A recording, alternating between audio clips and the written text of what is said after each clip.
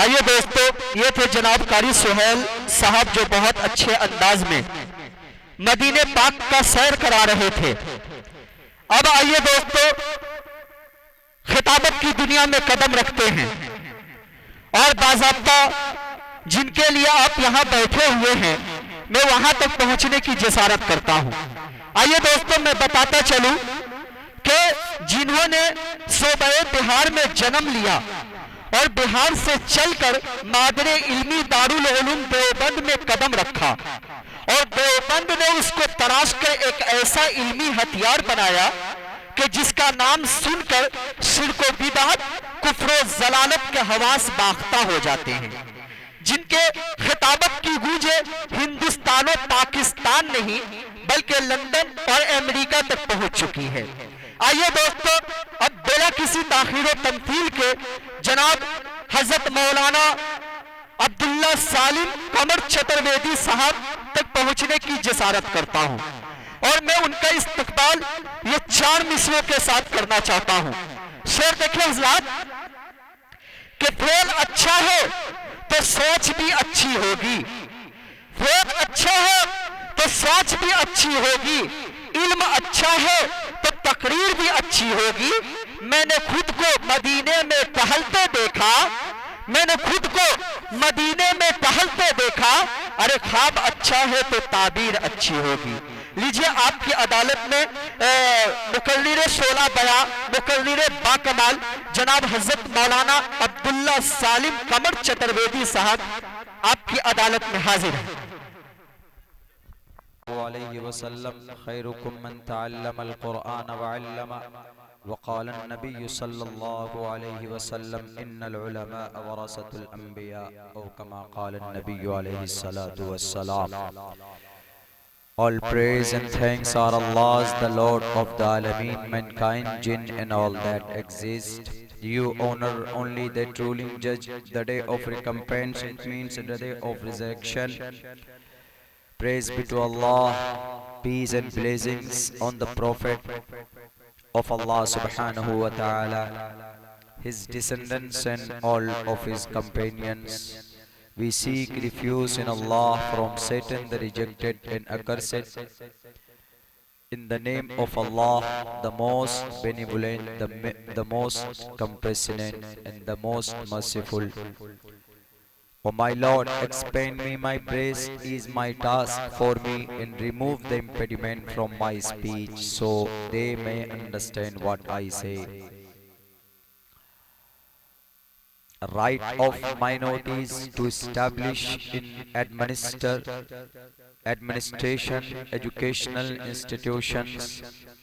All minorities, whether based on religion or language, shall have the right to establish an administration, educational institutions on their choice. Vasudev सुतम देवम कंसचानूरमर्दनम देवकी परमानंदम कृष्णाम वंदे जगत गुरु महा।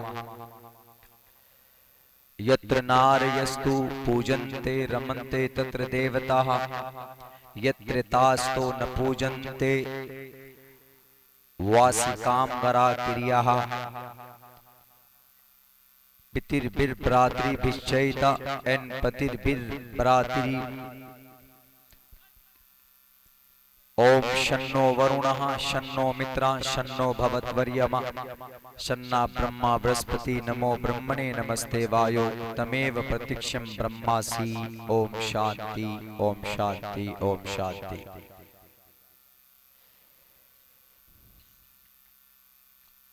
गिरामी क़द्र हज़रात उलमाए किराम और हमारे गयूर मुसलमानों, इसी पिंडाल में तशरीफ फरमा हमारी समाज के माँ और बहनों, खुसूसन मैं शुक्रिया अदा करता हूँ अरकान जलसा, जिम्मेदारान मदरसा का, हजरत मोहतमिम साहब, नाजिम साहब और असातिज़ा का, जिनकी मेहनत और कद्दो काविश से ये प्रोग्राम मुनाकिद किया जा रहा है। और इसी स्टेज पर हमारे बहुत ही आपके इलाके के हरदीज अजीज नौजवान फ़ाल मुतहर्रिक हम सबके हमारे बड़े भाई और बिहार की इस सूबे बिहार के स्टेट प्रेसिडेंट जनता कांग्रेस पार्टी के एक बहुत ही जिम्मेदार जनाब भाई अशरफ साहब भी इसी स्टेज पर है और हमारे इलाके के बड़े संजीदा मुतफक्किर उलमाए किराम भी यहाँ पर तशरीफ फरमा है। वक्त बहुत हो चुका है, आप लोग मदरसा तालीमुल कुरान की निस्बत पर अभी तक यहाँ पर बैठे हुए। मैं सुबह ही पहुंचा हूं और मुझे याद नहीं है कि इतना पहले मैं किसी जलसे में पहुंचा हूं। सुबह ही 7 साढ़े 7 बजे आपकी इस धरती पर, आपके इस दयार में, इस इदारे की निस्बत पर पहुंचना हुआ मेरे लिए बड़ी खुशी की बात है।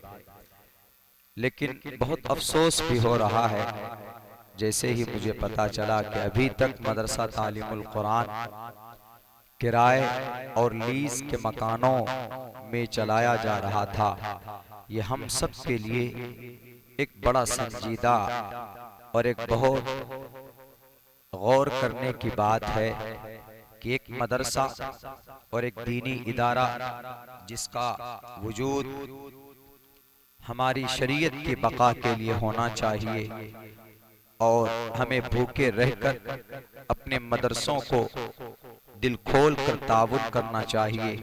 हमें अपनी वुसात के मुताबिक उनको आगे बढ़ाना चाहिए। ऐसे ज़माने में और ऐसे वक्त में हमारे अकाबिर उलमाए किराम अपनी मेहनत और कद्दो काविश से इस दीन की तहफ़्फ़ुज़ के लिए किराए के मकानों में इदारा चलाते हैं। ये जिहाद अकबर से कम नहीं। और खुसूसन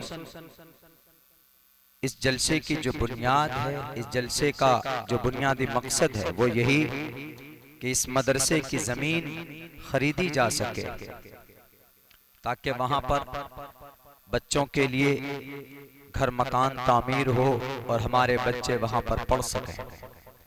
क्या ज़रूरत है आज के ज़माने में मदरसे के वजूद की? What is need to build up and like that the religious places? क्या मकसद है, क्या ज़रूरत है? हज़रत मौलाना अबुल हसन अली मियां नदवी रहमतुल्लाहि अलैह ने अपनी किताब में बहुत तफसील से बयान किया। अगर हमें सही मुसलमान बनकर रहना है तो हमारे लिए इन मदरसों का, इन मकतब का वजूद बहुत ज़रूरी है। अगर ये मदरसे नहीं होंगे तो हम जो मुसलमान हैं, हमारी जो शरीयत है, ये बाकी नहीं रहेगी। इन्हीं मदरसों से हमारे शरीयत और हमारे उलमाए किराम यहाँ से पैदा होते हैं और उनके ज़रिए से अल्लाह तबारक व तआला अपनी शरीयत को बचाने की कोशिश करता। मैं बहुत देर तक, बहुत लंबा जब भी बोल पाऊंगा जब आपका साथ होगा। मेरी आदत है, मुझे बहुत हजारों का मजमा नहीं चाहिए। अगर मेरे सामने 5 आदमी बैठा हुआ है और वो ये वादा कर ले कि मौलाना आप बयान कीजिए, मैं फजर की अजान कर दूंगा लेकिन बयान करूंगा और इंशाअल्लाह उसी तेवर में करने की कोशिश करूंगा जो आपकी मशीयत होगी, जैसी आपकी चाहत होगी। एक बहुत ही संजीदा विषय के ऊपर मैं बयान करने जा रहा हूँ। मौजू और टॉपिक कोई और हम सोचते थे कि हिजाब के ऊपर बोलेंगे, किसी और मसले पर बोलेंगे, because and right now and today's the burning issues is around us. हमारे बीच में एक बहुत बड़ा मसला चल रहा है हिजाब का, पर्दे का। लेकिन बहुत सारी जगहों के ऊपर इसके ऊपर हम बयान कर चुके हैं, उन सबको कता नजर। लेकिन उनसे पहले मदरसा, हमारे घर के वजूद से बढ़कर मदरसे का वजूद। मदरसा नहीं होगा, उलमा पैदा नहीं होंगे। जब उलमा हुफ्फाज पैदा नहीं होंगे तो कुरान पढ़ने पढ़ाने वाला कहां से मिलेगा? जब कुरान पढ़ने पढ़ाने वाला नहीं होगा तो आपको मसला बताने वाला कहां से मिलेगा? और फिर सरकार तो चाहती ही है, मंत्री संतरी लोग तो चाहते हैं कि ये मदरसा बंद होना चाहिए, इसलिए कि इनको टेररिज्म से जोड़ देते हैं ये लोग, इस्लामिक टेररिज्म उनसे जोड़ देते। मदरसा सुन्नत रसूलुल्लाह है, इन्हीं मदरसों की कुर्बानी की वजह से अल्लाह का अजाब भी रुका हुआ है। जहां पर भी कुर्बानी दी गई, अब से पहले 2 हिजरी की तारीख उठाकर देख लीजिए, अब्बासी सल्तनत में उस वक्त उन्होंने फिस्क फुजूर का बाजार गर्म किया, तो सबसे पहले अब्बासी सल्तनत की आंखों में आंखें डालकर अगर किसी ने जवाब दिया है तो सुहैल इब्न अद-दस्तूर, बड़े आलिम दीन अब्दुल कादिर जीलानी, अल्लामा इब्न जौजी रहमतुल्लाहि अलैह। और हमारी भारत की धरती पर जब एक नया दीन, नई शरीयत, मुगल साम्राज्य के अकबर बादशाह एक दीन इलाही के नाम पर एक नई शरीयत उन्होंने नाफिज करने की कोशिश की किसी मजूसी के कहने पर, तो उस वक्त उनका अगर किसी ने मुकाबला किया तो उनका नाम हम सब जानते हैं, मुजद्दिद अल-फिसानी रहमतुल्लाहि अलैह इस धरती पर आए और उन्होंने उनका मुकाबला किया। हमारे साथियों, हमारे मुस्लिम भाइयों, अगर इस्लाम को बाकी रखना है तो इन मदरसों को बाकी रखना होगा। जिन लोगों ने ताउन किया अभी तक मदरसा तालीमुल कुरान को यहां तक लाने में, अल्लाह तबारक व ताला उनको मरने के बाद उनको जज़ा देगा। और जिन जिन के घरों में रहा, अल्लाह उनको भी खैर बरकत से नवाजे और अल्लाह तबारक व ताला मरने के बाद निजात का जरिया बनाए उनके इस पूरे टाइम को, पूरे वक्त को। लेकिन आज ये लोग मेहनत कर रहे हैं, हजरत नाजिम साहब और असातिज़ा किराम मदरसे के लिए कि मौलाना हमें मदरसा चलाना है, हमें ज़मीन चाहिए, मेहमानान रसूल जो बच्चे पढ़ते हैं रातों को कहाँ सोएंगे, इनके लिए घर चाहिए, छत चाहिए।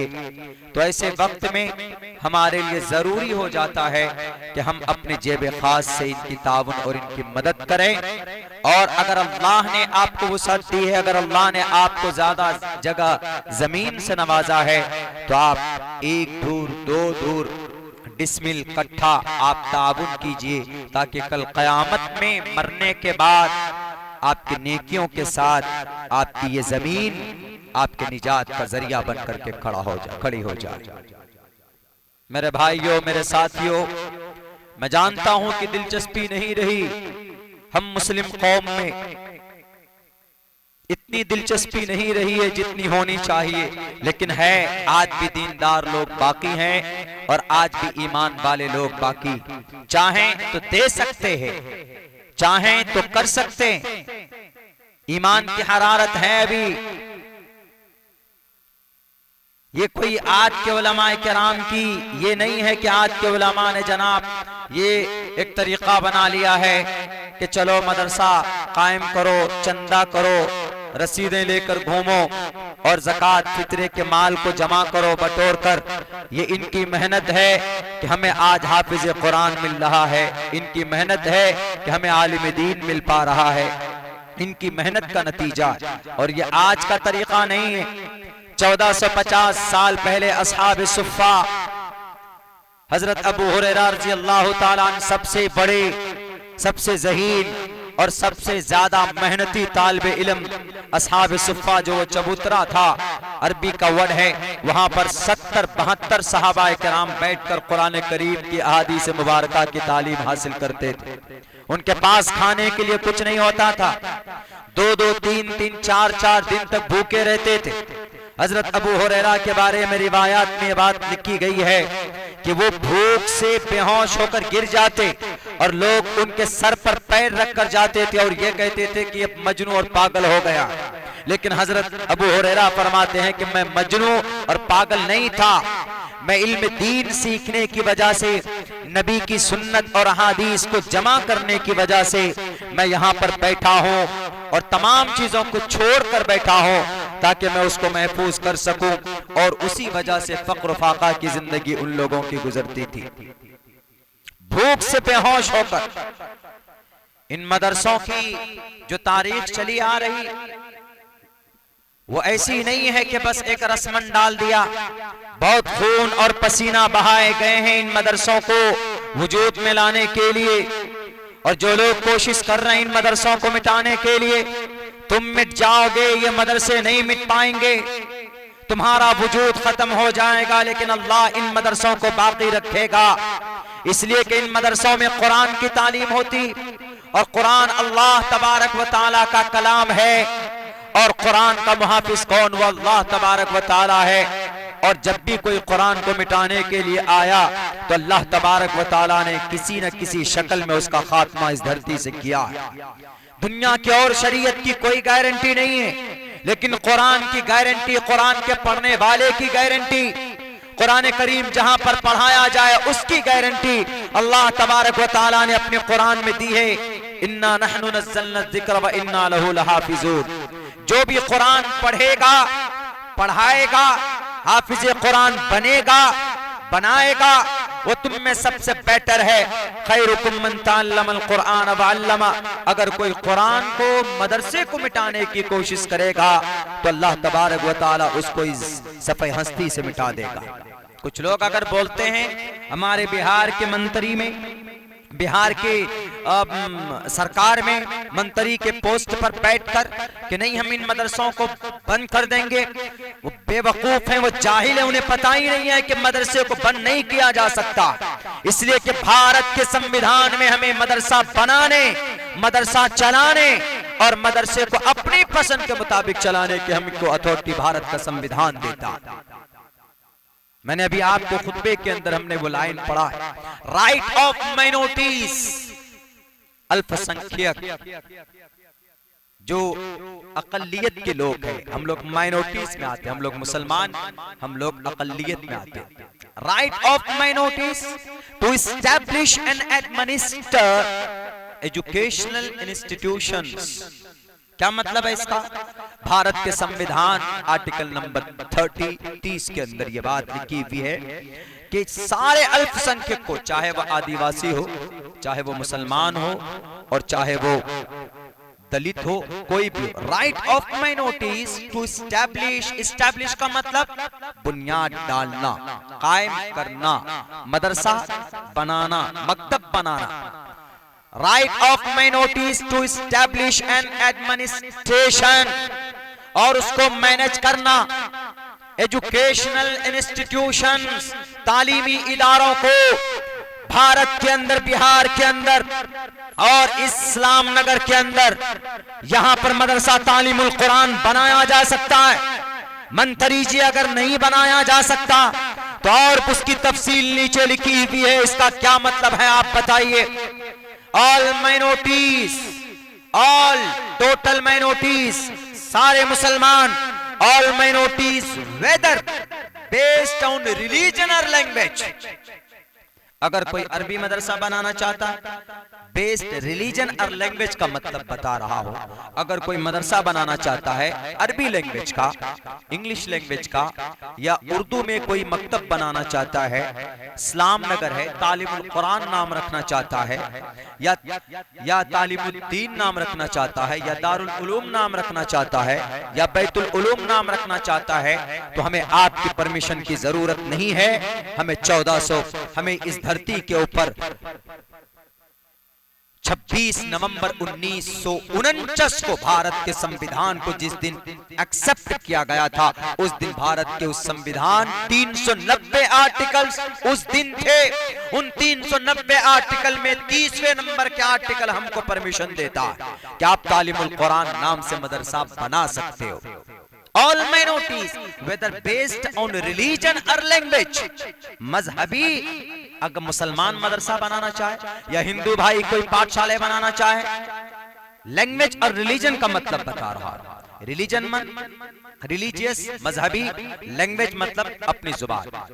कोई अपनी जुबान में मदरसा बनाना चाहता है, मकतब बनाना चाहता है, वेदर बेस्ड ऑन रिलीजन और लैंग्वेज, आगे क्या लिखते हैं, shall have the right, shall have the right, shall means helping verb है, मंत्री जी helping verb, is are am was were will shall has have can could must out to, helping word, these are what helping word है। आपके नाना को मालूम नहीं होगा तो आओ हमारे स्कूल के यूकेजी और नर्सरी का बच्चा आपको बता देगा।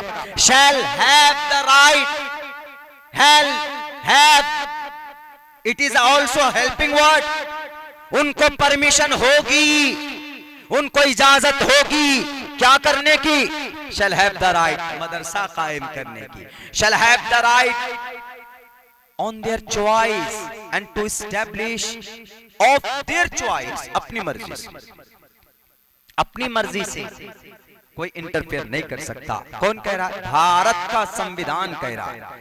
बता देना हमारे मीडिया वाले, अगर आप रिकॉर्ड कर रहे हो मेरी तकरीर को तो हमारे इस बिहार के मंत्री जी को ये कट करके भेजिएगा एडिट करके कि मंत्री साहब अब्दुल्ला सालिम का सवाल है, अगर आप मना करते हो कि ये मदारिस बंद होने चाहिए तो फिर भारत के इस संविधान के आर्टिकल नंबर 30 को निकाल कर संविधान से फेंको, पहले तब आप पाबंदी लगाना।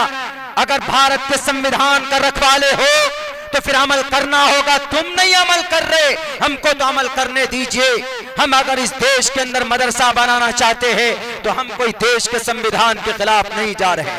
देश का संविधान कहता है all minorities whether based on religion or language shall have the right to establish an administration educational institutions of their choice। अपनी मर्जी से मुसलमान मदरसा बना सकता है, अपनी मर्जी से मुसलमान मकतब बना सकता है, कोई भारत के अंदर उसको रोक नहीं सकता। हमने आसाम की धरती पर वहां के जो अभी सीएम बने बैठे हैं, हमने वहां पर 3 प्रोग्राम में ये बात कही थी और वो बात पहुंची भी थी उन तक। लेकिन क्या कीजिएगा, वहां पर चूंकि जिनको फंड किया जा रहा था गवर्नमेंट की तरफ से, उन मदरसों को बंद कर दिया। नहीं है जरूरत हमारे मदरसों को आपके फंड की, बंद कर लो आप। हमारे गांव में अगर 30 घर है, एक घर वाला भी अगर 100 रुपए देगा एक महीने में 100 रुपए देगा तो 3,000 रुपए जमा होंगे। और हर महीने में अगर जमा करेंगे, हर साल अगर कलेक्ट करेंगे तो पता नहीं पैसा कहां पहुंचेगा। भारत के अंदर 35 करोड़ माइनॉरिटीज के लोग मुसलमान, अगर एक दिन 1 रुपए जमा करेगा तो कितना जमा होगा, 35 करोड़ जमा होगा एक दिन में, 35 करोड़। और पूरे एक महीने में आप you are not able to count them, आप उनको गिन नहीं सकेंगे। अब पूरे साल में खरबों रुपए हो जाएंगे ना। हम कितने मदरसे चला सकते हैं? अगर हम चाहें तो यहां पर हमें भी सोचना होगा कि नहीं सिर्फ मोहतमिम साहब मेहनत करेंगे।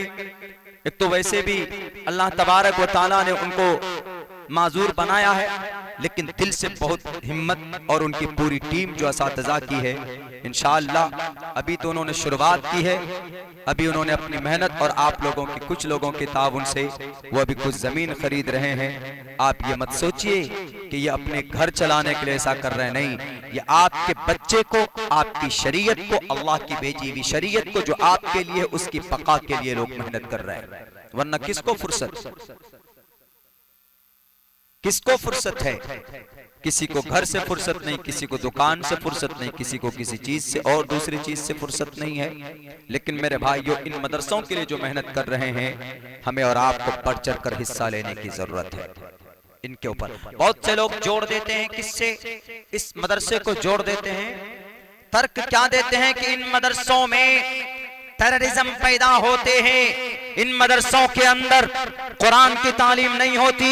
ये चैलेंज है पूरी दुनिया के उन भूसा दिमाग में गंदगी और गोबर रखने वाले उन नेताओं से, जो ये दिमाग में ये बात रखते हैं कि इन मदरसों में कुरान की तालीम नहीं होती, इन मदरसों के अंदर दहशतगर्द बनाया जाता है। आज तक साबित कर दो कि भारत के हमारे 6 लाख हाफिज कुरान पैदा हुए पिछले 6 साल में। आप जरा बता दो कि किसी मदरसे से एक भी टेररिस्ट निकला हो, किसी मदरसे से एक भी कातिल निकला हो, आप दिखा दो, उसी दिन उसी वक्त उस मदरसे में ताले लगा दिए जाएंगे। आप नहीं प्रूफ कर सकते। हाँ, इस देश को बचाने के लिए मुजाहिदीन जरूर पैदा हुए हैं। हम अपने अल्लाह की वहदानियत को बचाने के लिए अल्लाह तबारक व तआला ने अपने अपने एतबार से अपने हर एक जमाने के अंदर एक न एक मुजाहिद को भेजा है अपनी वहदानियत की तारुफ कराने के लिए। किसी भी मदरसे से कोई ओसामा बिन लादेन पैदा नहीं होता। ओसामा बिन लादेन को पैदा करने वाला मदरसा नहीं था। ओसामा बिन लादेन को किसने पैदा किया? कोई बोलेंगे नहीं, जल्दी से डरते हैं। ओसामा बिन लादेन को पैदा करने वाला अमेरिका है, इसलिए कि सोवियत यूनियन से जब उनसे ताकत नहीं थी अमेरिका को लड़ने की, सोवियत यूनियन को तोड़ना था, रूस को तोड़ना था, तो अमेरिका ने कहा कि अगर इसको कोई तोड़ सकता है तो कोई टोपी और दाढ़ी वाला तोड़ सकता है। तो अमेरिका अफ्रीका से, साउथ अफ्रीका से ओसामा बिन लादेन को उठाकर अपने मुल्क में अमेरिका में लेकर आए। 8,000 बिलियन टन उन्होंने हथियार दिए। किसको? ओसामा बिन लादेन को, और कहा कि तुम ट्रेनिंग दो और अपने बच्चों को तुम जिहादी बनाओ। वहां पर एक दहशतगर्दी का एक मदरसा बनाया गया जहां पर ट्रेनिंग दी जाती थी। तारीख ये बात नहीं लिखी अपनी किताबों में, बल्कि इतिहास जानती है। और आप देख लीजिए, जो भी रिपोर्ट है ऑथेंटिक रिपोर्टर्स से है, इलेक्ट्रॉनिक मीडिया के अंदर, प्रिंट मीडिया के अंदर, ये बात आज भी महफूज है कि 7,000 बिलियन क्या डॉलर्स उसको फंड किया गया और कहा कि ओसामा बिन लादेन हम तुम्हें तैयार करते हैं ताकि तुम इनका मुकाबला करो, रूस के टुकड़े करो। उसका नाम दिया गया अल-कायदा, और उसी वक्त उनको लॉन्च किया रूस के नाक में नकेल डालने के लिए। सुपर पावर ताकत कौन उस वक्त का? रूस था।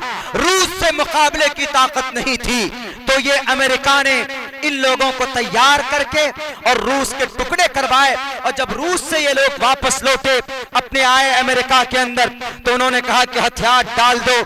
लेकिन जब देखा कि काम खत्म हो गया है इन ओसामा बिन लादेन के लोगों का, इनके चेलों का और अल-कायदा का, तब इनके ऊपर गले में फांसी का फंदा डालने के लिए उन्होंने पेंटागन के अंदर, अमेरिकन उन वर्ल्ड ट्रेड सेंटर के अंदर हवाई जहाज के जरिए से 9/11 में हमला कराया। और उसी को बेस बनाकर अल-कायदा को इस्लाम से जोड़ा। पहली बार इस्लाम को, टेररिस्ट को इस्लाम से कब जोड़ा जाता है? 9/11 के अंदर। उससे पहले इस्लाम को टेररिज्म से नहीं जोड़ा गया, उस वक्त जोड़ा गया। पूछो अमेरिका से, अल-कायदा को किसने पैदा किया? तुमने पैदा किया, मदरसे ने पैदा नहीं किया। मदरसे ने किसको पैदा किया? मदरसे ने पैदा किया शेखुल इस्लाम को।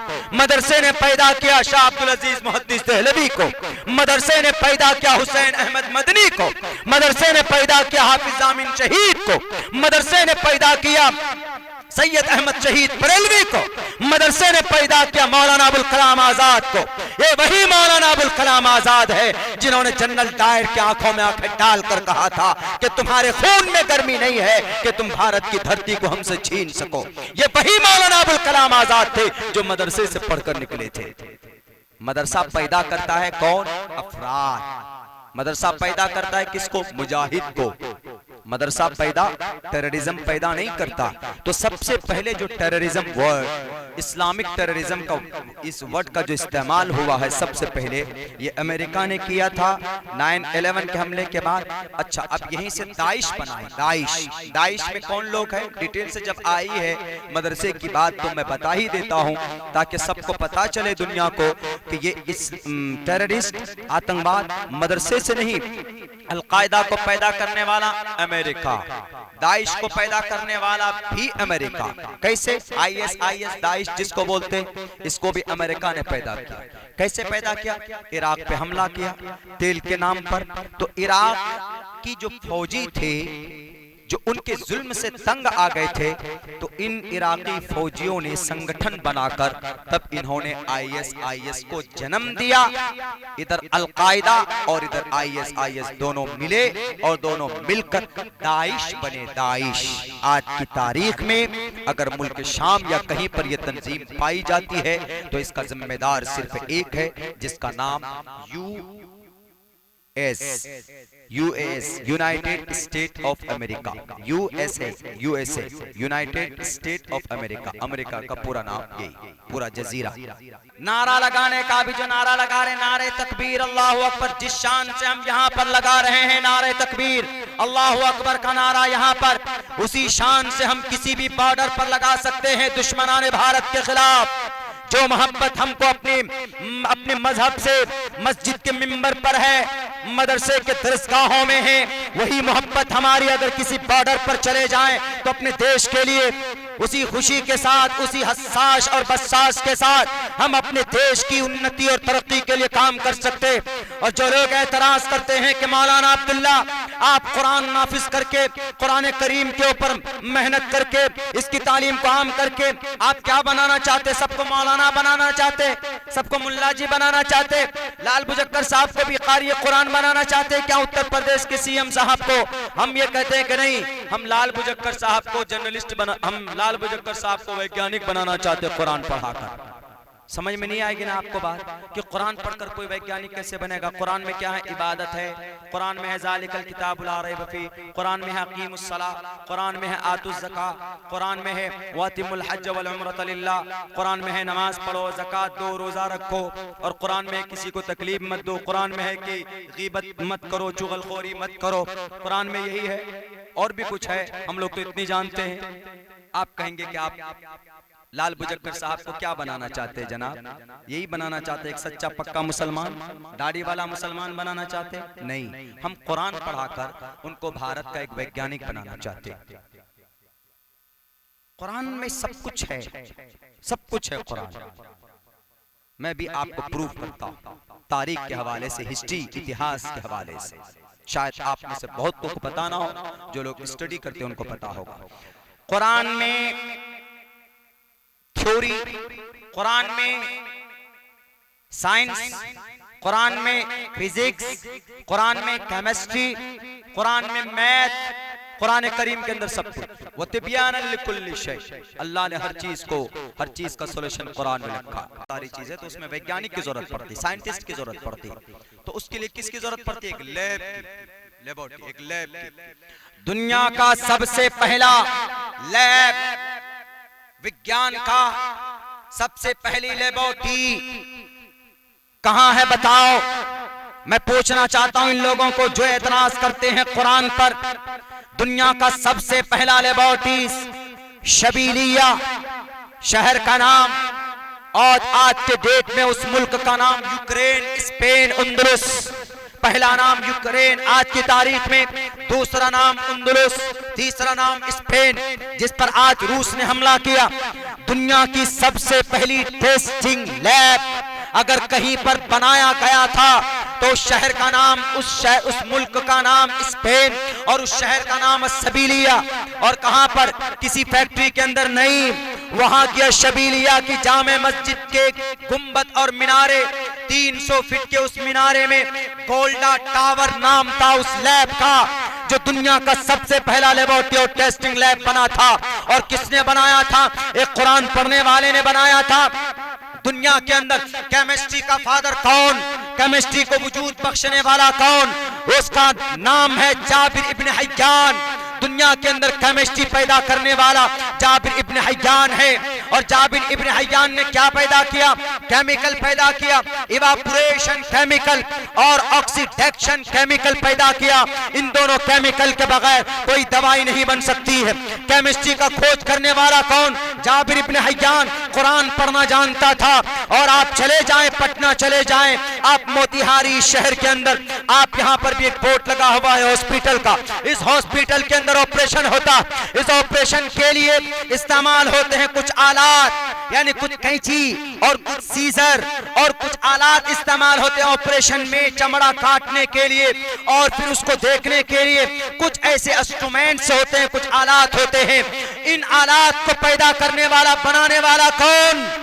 200 आलात बनाने वाले का नाम, ऑपरेशन करने वाले आलात, ऑपरेशन करने वाले औजार बनाने वाले का नाम अबुल कासिम ज़हरावी है, जिसने 200 ऑपरेशन करने वाले औजार बनाए इस दुनिया के ऊपर।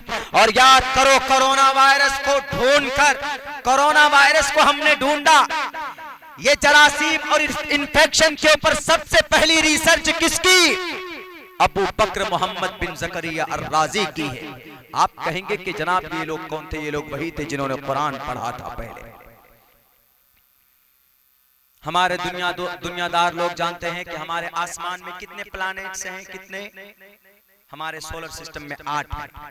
ये पृथ्वी है, ये एक प्लैनेट है, सूरज दूसरा और चांद तीसरा, मार्स चौथा, इसी तरीके से जुपिटर है पांचवा, छठा, तो ऐसे एक वीनस प्लैनेट। इस वीनस प्लैनेट का किसने खोज किया? किसने खोज किया बताओ? महान फिजिक्स का एक बहुत बड़ा ज्ञानी जिनका नाम हम और आपको जानना चाहिए, इब्न सीना। इब्न सीना ने वीनस प्लैनेट का खोज किया। इस रोशनी की कोई रफ्तार हो सकती है क्या? दुनिया के अंदर आज तक किसी ने इसको मुक़य्यद नहीं किया, इसके ऊपर रिसर्च नहीं की, लेकिन रोशनी की एक रफ्तार मुतय्यन करने वाले का नाम इब्न सीना। समंदर में पत्थर कैसे पैदा होते हैं बताओ? चाइना वालों, अरब वालों बताओ, चाइना वालों, स्पेन वालों, यूरोप वालों, है तुम्हारे पास कोई सॉल्यूशन? पत्थर कैसे पैदा होते नहीं बता पाओगे? इब्न सीना की किताब पढ़ो। सबसे पहले खोज अगर किसी ने किया तो इब्न सीना ने किया। जानवरों की हड्डियों से पत्थर कैसे जन्म लेते, आंख में कितने रग हैं, आंख में कितने रशात हैं, आंख में क्या क्या है, कैसे ये आंख काम करती है, इस आंख के ऊपर सबसे बड़ी थ्योरी अगर किसी ने लिखी थी उस आदमी का नाम इब्न सीना। ये कैमरा है, इस कैमरे का बर्निंग गिलास जो इसमें लगता है, इस कैमरे में, इस कैमरे के अंदर जो बर्निंग गिलास, इसी से टेलीस्कोप और इसी से दूरबीन बनाया जाता है। ये बनाने वाला कौन बताओ ना दुनिया वाले, बड़ी बातें करते हो तुम। इस गिलास को बनाने वाले के नाम इब्न हैसम। इल्म बसरियात में सबसे मजबूत किताब किसकी लिखी हुई? अल मनाजिर। किसकी लिखी हुई? इब्न हैसम की। इब्न हैसम कौन?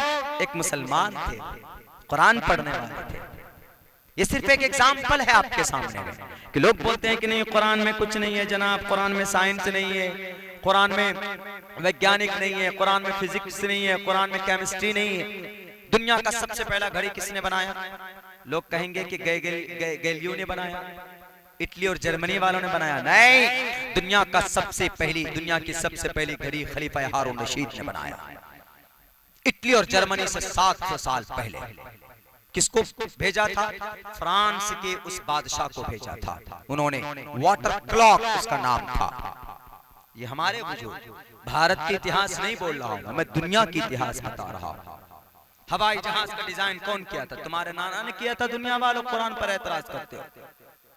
हवाई जहाज का सबसे पहले डिजाइन करने वाले जो 3 मिनट तक आसमान पे रहा था, हवा में रहा था, अबू हुज़ैफा। अबू हुज़ैफा नाम है उसका।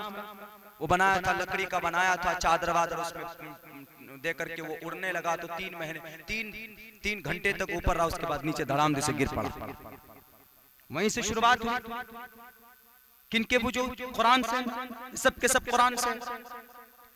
पूछो आज का सबसे बड़ा वैज्ञानिक रिसर्च अल्बर्ट आइंस्टाइन। मौलाना हूँ, ये सब बातें बोल रहा हूँ, अंग्रेजी बोल रहा हूँ, कुछ इस तरह के अल्फाज निकल रहा है तो ताजुब नहीं कीजिएगा, आपका बच्चा भी पढ़ सकता है, आप भी बोल सकते हैं, आप भी पढ़ सकते हैं। अल्बर्ट आइंस्टाइन क्या लिखा कि सूरज और जमीन दोनों के दोनों घूमते। ये अभी की बात है। अब से पहले क्या अकीदा था? अब से पहले यह अकीदा था कि सूरज रुका हुआ है, ये जमीन घूमती है ऐसे। 500 साल तक यही थ्योरी रहा कि सूरज रुका हुआ, जमीन घूमती है चारों तरफ। 500 साल के बाद एक और आए, कौन? अरस्तु। उन्होंने कहा कि नहीं, सूरज घूमता है, जमीन रुकी हुई। 1800 साल तक ये वाला थ्योरी रहा, ये वाला। लेकिन उसके बाद कौन आया? Albert Einstein. अल्बर्ट आइंस्टाइन ने कहा कि नहीं, न सूरज घूमता है न सूरज रुका हुआ न जमीन रुकी हुई, दोनों घूमते, दोनों, सूरज भी घूमता है और जमीन भी घूमती। ये थ्योरी कहां से लाया? ये थ्योरी लाया वो कहां से? कुरान से। कुरान में क्या लिखा? हुवल्लज़ी खलक़ल लैला वन्नहार वश्शम्स वल क़मर कुल्लुन फी फ़लकिन यस्बहून। आसमान, सूरज, चांद, सितारे रात और दिन अपने अपने मदार में घूमते हैं। यह अकीदा कहां? कुरान में। जो अल्बर्ट आइंस्टाइन ने पेश किया वो अकीदा कुरान करीम में 1450 साल पहले अल्लाह ने पेश कर दिया। आज भी यही अकीदा है साइंसदानों का कि जमीन भी घूमती है और सूरज भी घूमता है, चांद भी घूमता है, सारे प्लैनेट्स घूमते हैं। यह अकीदा कुरान का है। आज आए हैं ये लोग कूदने के लिए मेंढक की तरह कि नहीं हमने ऐसा कर दिया, हमने ऐसा कर दिया। तुमने कुछ नहीं किया। अल्लाह तबारक व तआला ने हजरत आदम को पैदा करते ही कह दिया था कि कयामत तक जितने भी लोग पैदा होंगे तुम्हारे आदमी होंगे, तुम्हारे बेटे। अगर वो आगे चलकर मिसाइल बनाए तो उनका कोई कमाल नहीं है। क्यों? क्योंकि मैंने तुम्हारे दिल में ये बात डाल दी, तुम्हारे दिमाग में ये बात डाल दी है कि तुम आगे चलकर तुम्हारा बेटा साइंसदान बनेगा। वअल्लम आदमल अस्माअ कुल्लहा। हमने सारी चीजें बता दी थी आदम को। आदम का आज कोई बच्चा पैदा होता है तो वह आदम का बेटा हुआ, आदम का परपोता नस्ब तो वहीं पे जाता है ना। सारे इंसानों के बाप कौन? आदम। चाहे वो लाल बुजक्कर हो, चाहे वो अब्दुल्ला सालिम हो, चाहे वो अमेरिका का वो ट्रंप हो, ये चाहे वो चाइना का वो रूस का वो पुतिन हो, कोई भी हो, सबका बाप कौन? आदम। सबकी माँ कौन? अम्मा हव्वा।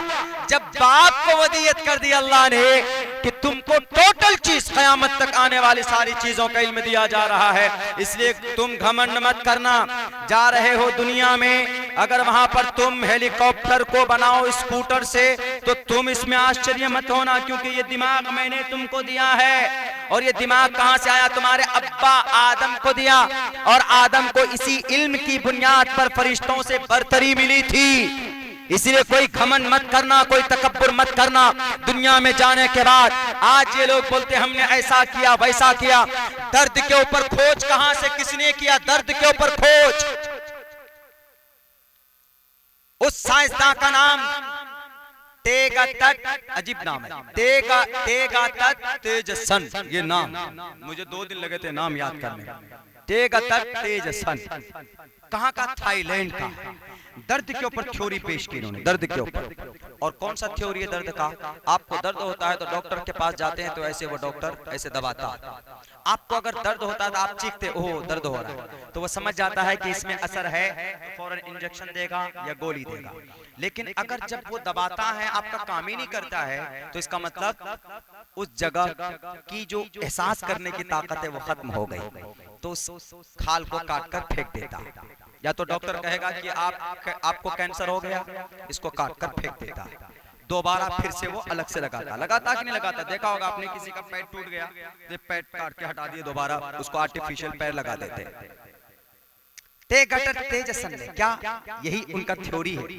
कहां पर? उस यूनिवर्सिटी का नाम जियांग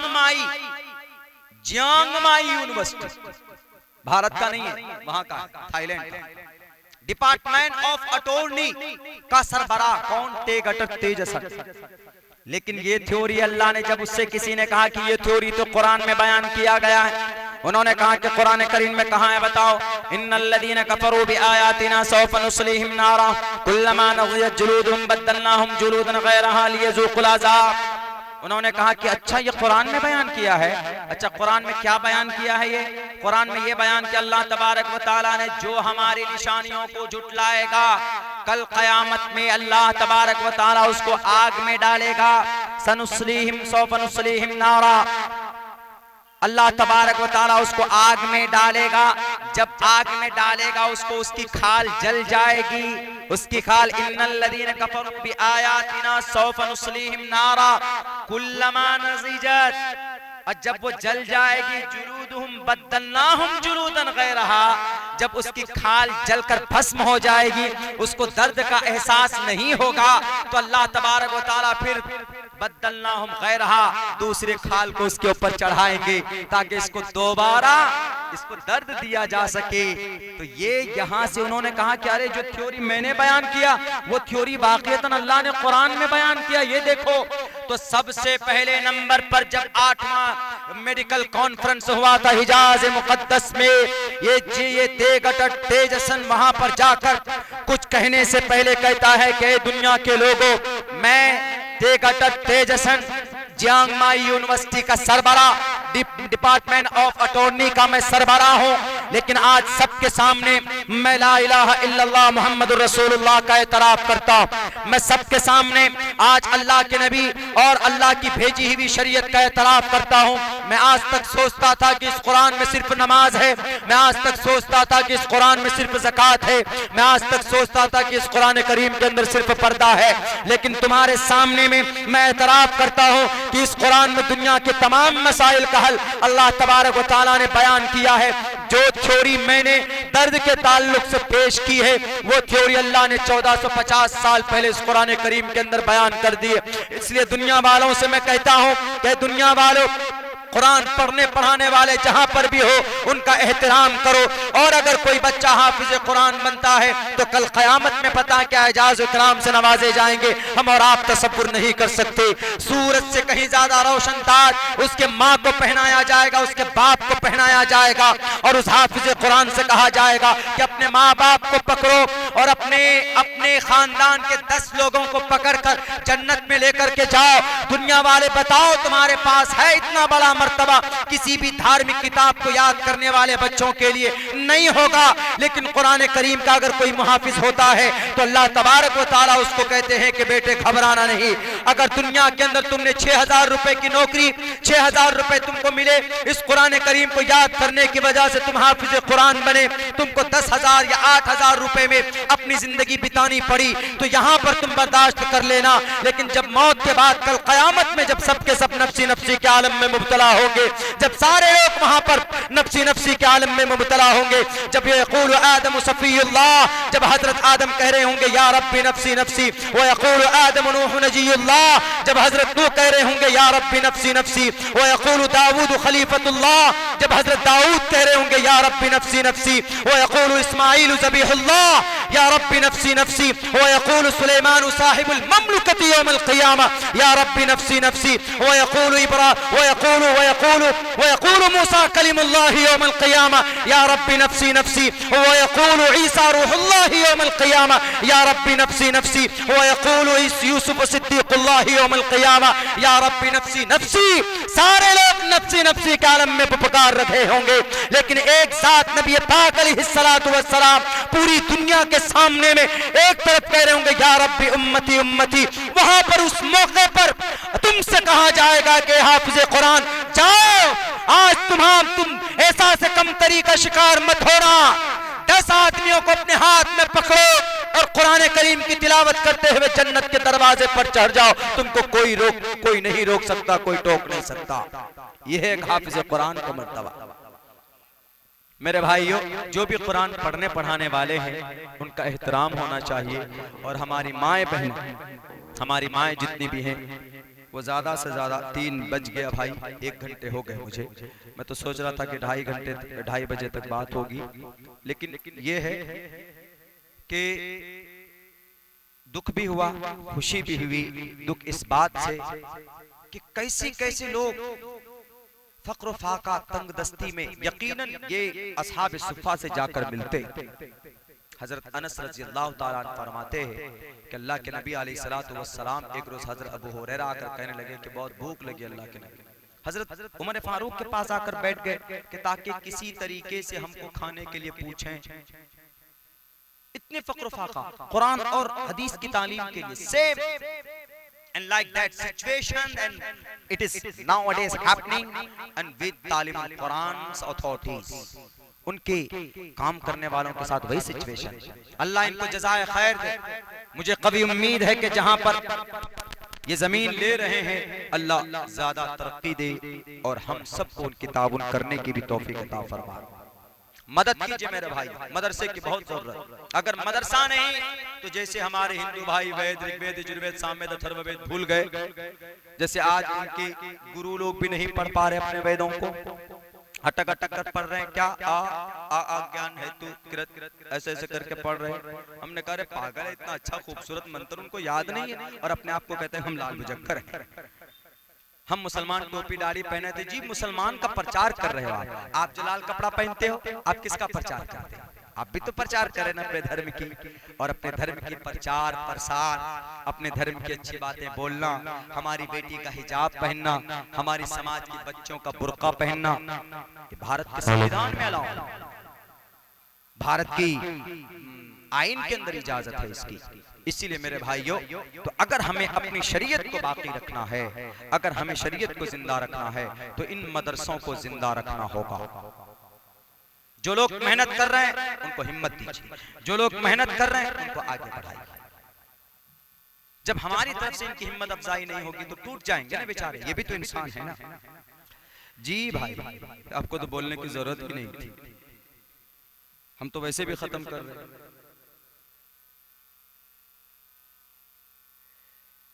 तकरीर ही नहीं करवाते, उससे बढ़िया आराम से हम सोते।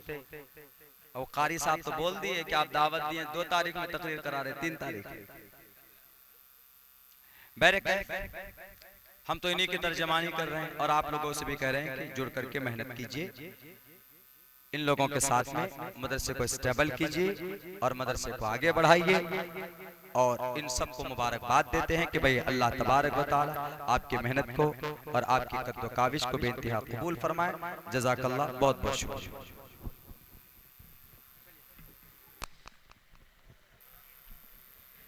माशाअल्लाह, मैं आपसे गुजारिश